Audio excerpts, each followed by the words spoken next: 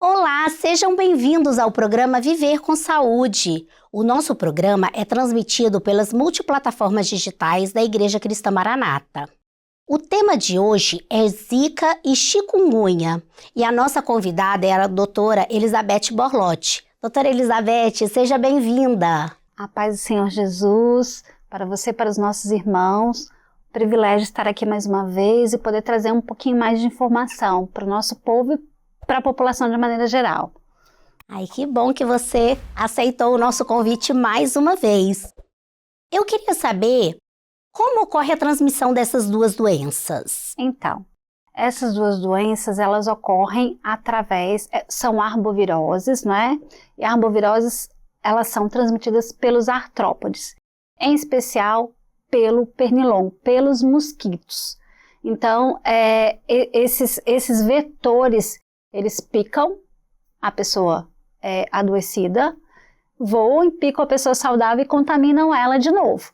Em alguns casos, né, porque existe o ciclo florestal e o ciclo urbano dessas doenças. Em alguns casos também elas pode picar primatas, né, que a gente chama de primatas não humanos, e picar também o ser humano que estiver ali na floresta, que mora no meio rural, e contaminar e essa pessoa saudável ser contaminada também. Entendi.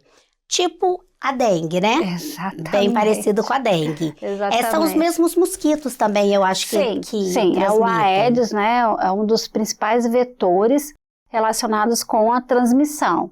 Então, o combate a esse mosquito é muito importante. Inclusive porque não existe vacina contra Zika e nem contra chikungunya ainda.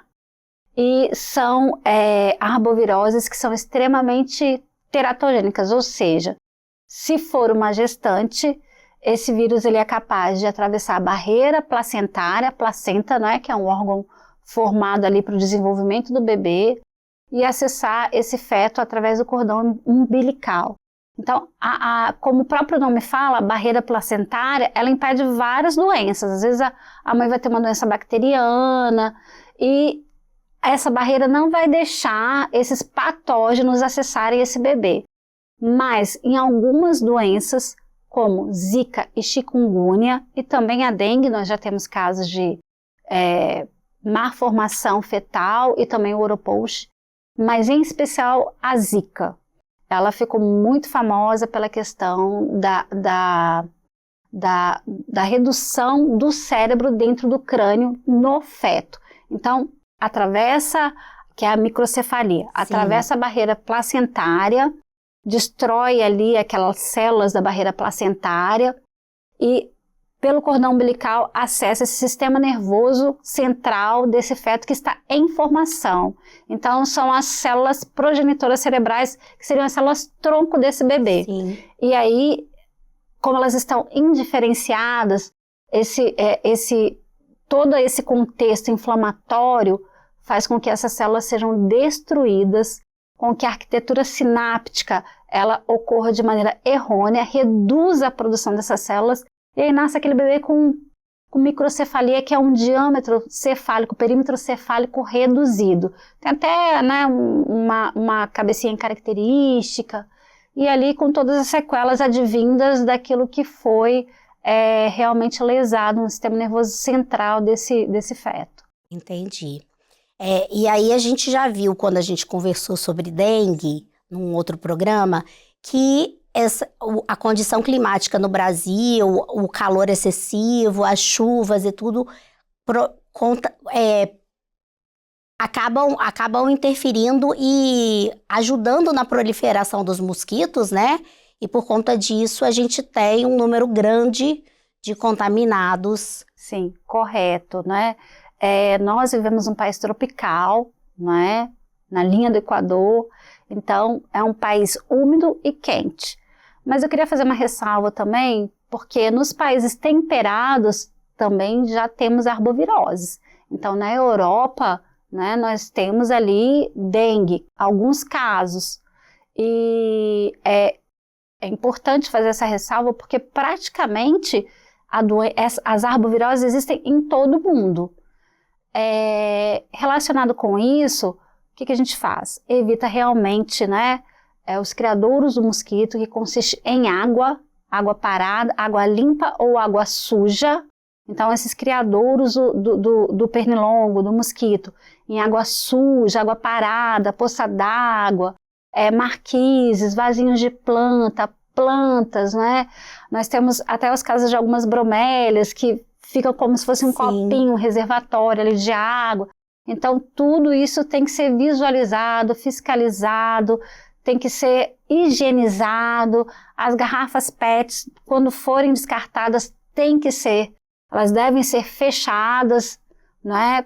Para quê? Para evitar que a tampinha vire também um criadouro, ou qualquer outra embalagem plástica que tenha tampa, pneus, enfim, tudo isso nós precisamos de cuidar da nossa casa, as piscinas, as casas que têm piscinas, né? Cuidar de maneira adequada, exatamente para evitar a proliferação do mosquito. Por quê? Porque a prevenção é fundamental nesse caso. Sim.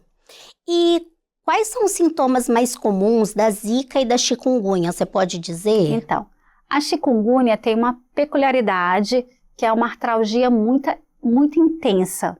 Então, ela é dividida em 3 fases, né? A fase aguda, subaguda e a crônica. Nós, médicos, esperamos que o paciente não chegue na fase crônica, né? Que após 90 dias ele continuar com sinais e sintomas.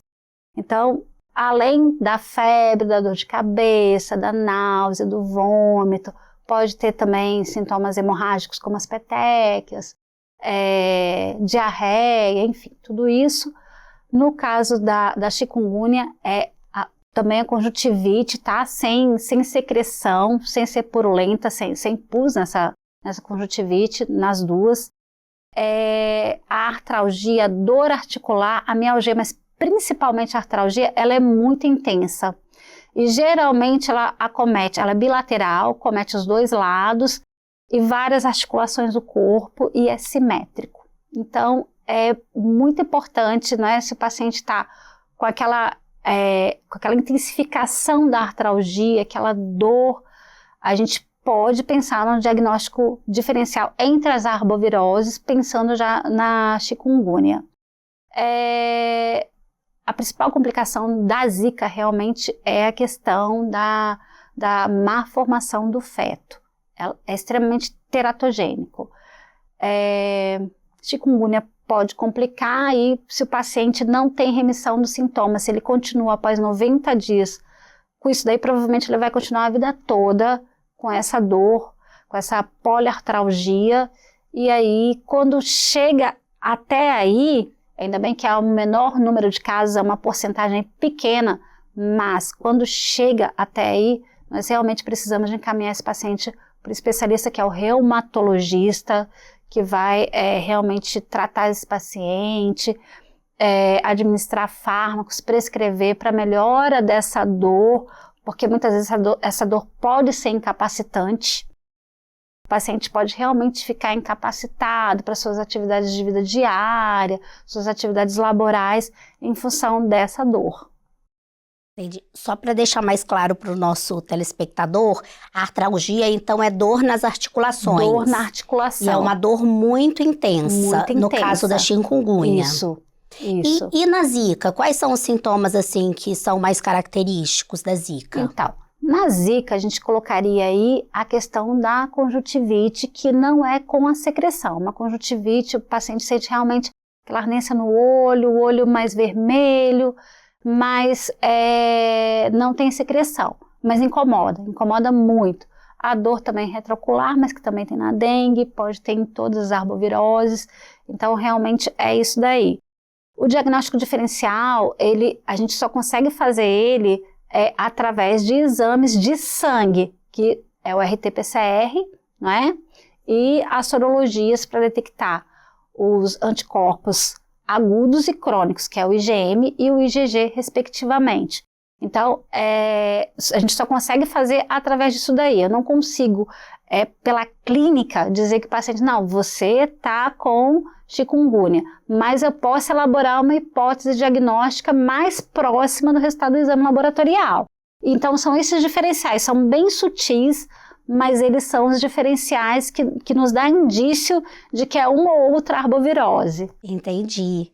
Muito bom saber disso, né? Até porque, assim, a gente fica meio curioso, né? Quando a gente fica doente, a gente quer saber o que é certo, o que é a doença certa, né? Claro. Mas, assim, tem essas nuances, elas são muito parecidas, né? Os sintomas, e aí, às vezes, uma característica ou outra dá essa ênfase para poder ser uma doença ou a outra. Exatamente. E aí, você já falou que, por exemplo, a gravidade, o paciente pode agravar, né, também nessas, assim como a gente falou da dengue, na zika a maior complicação é realmente na gestante, é isso? É na gestante, mas também pode ocorrer sintomas neurológicos no paciente também, meningoencefalite, que é uma inflamação ali, né, do cérebro, das membranas que envolvem esse cérebro, então pode ter complicações neurológicas, as arboviroses podem cursar com meningite, tá? Mas é raro.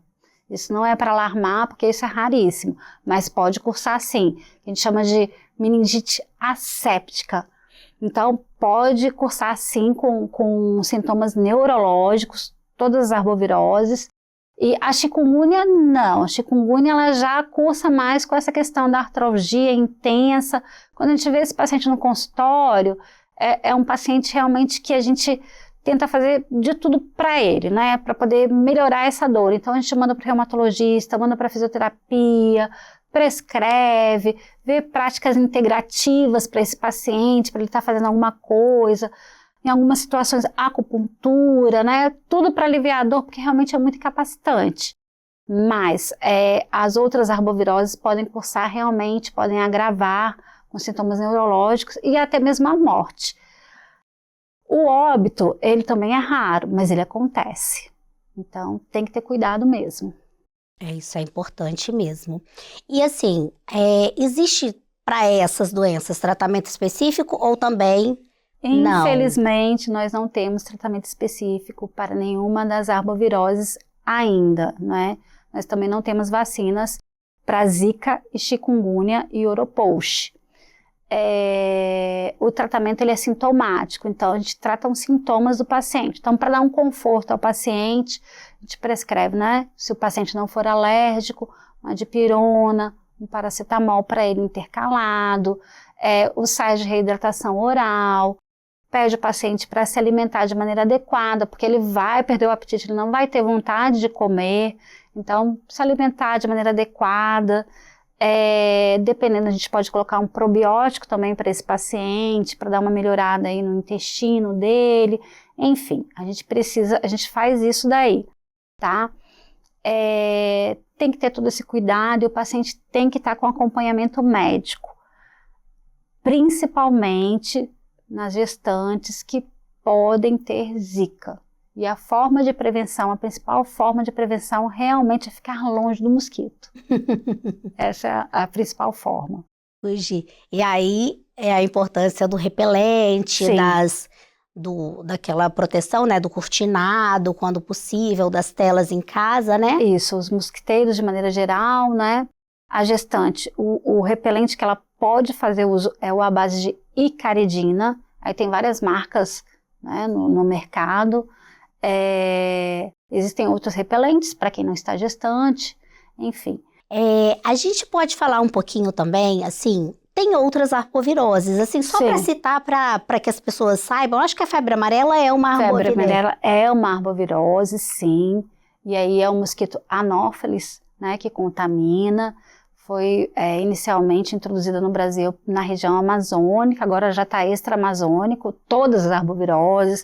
Temos a febre do Nilo, que ainda não tivemos expressão de casos aqui, febre de Maiaro, nós temos várias arboviroses aí. Mas a que tem relevância na saúde pública no Brasil, atualmente são essas 4. Entendi. E assim, como a febre amarela é uma que já tem mais tempo, ela tem vacina, né? Tem. A febre amarela tem uma vacina que já pode ser aplicada a partir dos 9 meses, a vacina contra a febre amarela. Há uns anos atrás, umas décadas atrás no Brasil, só se fazia para pessoas que iam para a área de risco, né?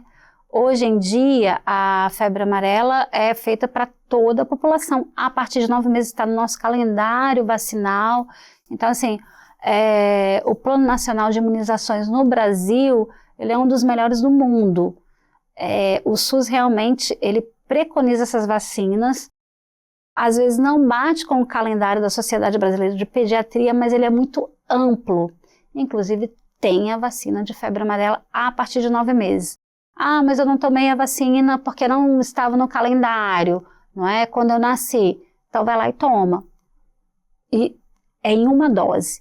Exceto aquelas que foram fracionadas, porque a gente teve uma época que teve um boom de casos. Então, teve algumas situações em São Paulo que fracionaram a vacina. Quando se fraciona a vacina, precisa de fazer uma segunda dose, um reforço. Exceto os casos que não foram fracionados, eu acredito que isso não aconteceu no Espírito Santo, porque na época eu morava em São Paulo, é dose única. Tomou, está imunizado para o resto da vida. Ai, que bom. Doutora Elizabeth, eu te agradeço muito pela sua participação, por mais uma vez trazer esse tema de relevância para toda a sociedade.